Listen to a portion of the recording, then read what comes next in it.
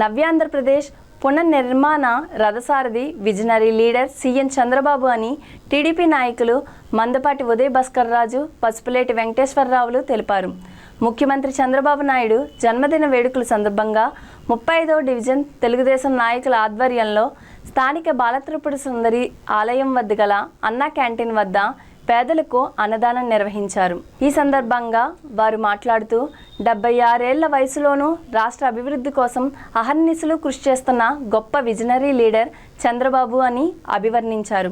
అమరావతిని అజరామం చేసి సంక్షోభంలో సైతం సంక్షేమ పథకాలు అందిస్తూ ముందుకెళ్తున్న సీఎం చంద్రబాబు నిండు నూరేళ్లు ఆయుర ఆరోగ్యాలతో సంతోషంగా ఉండాలని కోరారు. ఈ కార్యక్రమంలో టీడీపీ నాయకులు దుర్గాప్రసాద్, బాబ్జీ, హనుమాన్, గోవిందరాజులు తదితరులు పాల్గొన్నారు. మా ప్రీతం నాయకుడు నారా చంద్రబాబు నాయుడు గారి జన్మదిన శుభాకాంక్షలతో నారా భువనేశ్వర్ గారి స్టేట్ లెవెల్ అన్నా క్యాంటీన్లు అందరికీ కూడా ఉచిత భోజనం ఇవాళ అందించాలని సూచించారు. ఆ విషయంలో మా కొండబాబు గారు కాకినాడ సిటీ మన ఊరు మన కొండబాబు గారు వివిధ కార్యక్రమాల్లో పాల్గొంటూ రక్తదాన శిబిరాలు మరియు జనరల్ హాస్పిటల్కి ఉచిత ఫ్యాన్లు బహుకరించడం జరుగుతుంది.